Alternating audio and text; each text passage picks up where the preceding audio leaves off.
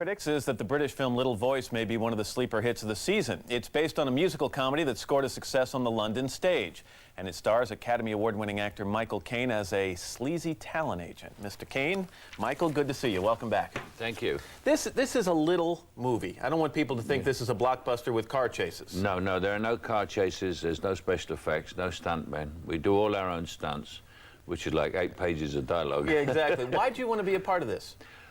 Because it's a character-led, script-led sort of movie instead of being special effects, and it's a gift for actors. It's a wonderful thing for actors to do these. You don't get many things where you play a character with actually 4 sides. Yeah, I described your character, Race, as a sleazy talent agent. There's a lot more to this guy. How do you describe him? I describe him as a sleazy talent. All right, there's not a lot more to this guy. He's one of the truly desperate people of the world. You know, when you're getting up there in age and you're absolutely nothing and nobody, and you have ambition and you thought life was going to be great, you get really desperate, and he is desperate. He's a sort of hyena. He laughs with no humor. A user of people? Is that accurate? Women. A user of women, definitely. But he's looking for that one opportunity to make a hit. And he's never had a great client. He has sort of animal acts and things like that.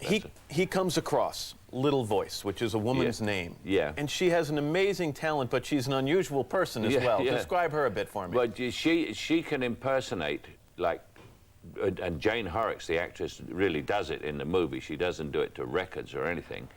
You know, she does it herself. She can impersonate Judy Garland, Shirley Bassey, Marlene Dietrich, Billie Holiday. And what it is, she's a little girl. Her father has died, left her these records. She became absolutely silent and agoraphobic. And all she does is sing these songs in these voices all day. It's her way of getting away. But only sings them when she's good and ready to sing. She only sings them when she's good and ready.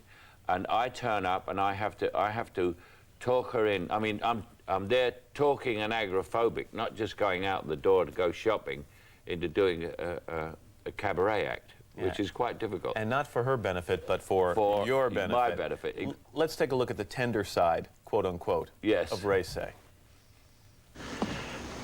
You'll never guess what she collected. Bluebirds. Even taught one of them to talk once. Timid little thing it was. No bigger than your thumb. Too scared even to leave its cage.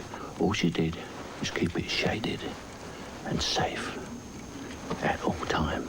And after a while, it gave her its heart. And later, when it grew strong, she set it free. But before it flew to its freedom, it stopped on the window ledge. Then it turned her, and to her great surprise, sang. There'll be bluebirds over the white cliffs of Dover. I know you like that scene. How unusual is it for you to find a script where you've got dialogue like that? It's very, very unusual. I waited 5 years for this script, and the greatest thing in the script, for me, for my part, is that speech. That's only a little part of it. That's 7.5 minutes that scene goes on. But it's the greatest speech because here you have a guy who is completely insensitive, really doesn't like women at all, being so wonderful with this young girl who is an agoraphobic, who he's got to talk into doing a cabaret act. And the most marvelous thing in the writing, too, is that he does it and you believe it. You believe what he does. You've got one of the world's worst wardrobes in this movie, I should mention. You're not keeping a lot of this, are you? I usually have a clause in a contract which says I get to keep the wardrobe, and I saw this and I didn't bother to put it in. I mean, the first thing an actor looks at is, am I playing a millionaire? Which means I'll get a good wardrobe. This is going to be designer stuff. I play so many bums. I never get the wardrobe. You do some singing in this movie, too. Maybe singing's the wrong term. Singing is the wrong term. I play a drunk. I mean, I'm drunk in one scene and he starts to sing, but it's a drunk who can't sing. I can't sing, And I have been drunk once or twice. It's not a big stretch, is that what you're saying? That wasn't a big strain on me. The problem was I was singing It's Over, which is Roy Orbison. And Roy Orbison sang rather like a castrata, you know, which I am not.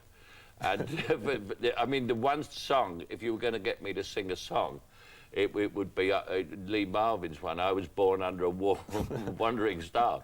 To sing It's Over by Roy Orbison, who hits notes that women can't reach, you know, it's pretty difficult for me. I have to say, watching you last night, it's just fun to see you on the screen again, because you have chosen not to do an awful lot of movies in the last several years. But you're busy again. Yeah, I am busy again. Yeah, I waited about 4.5 years I didn't work in a movie, and then I found this is why. I came, it's not a comeback. I never went away. I was just goofing off. I'm very lazy, really. And then I got another script, which I liked, which is a comedy script called The Debtors, which I just shot in Hollywood. And while I was doing it, Miramax, who made this, offered me a role in The Cider House Rules, a novel by John Irving, which was so great. I mean, the script is extraordinary. I couldn't refuse it. And for the first time in 30 years, I did pictures back to back. Which is good news for us, because it means you'll be on that couch several times in the near future. I'll be back here. Or on some couch somewhere, yeah. Yeah, it's somebody's couch I'll be on. It's good to see you. Probably a psychiatrist. This one is called Little Voice. Always good to see you. Thank you. 7:51. We're back in a moment with more, but first.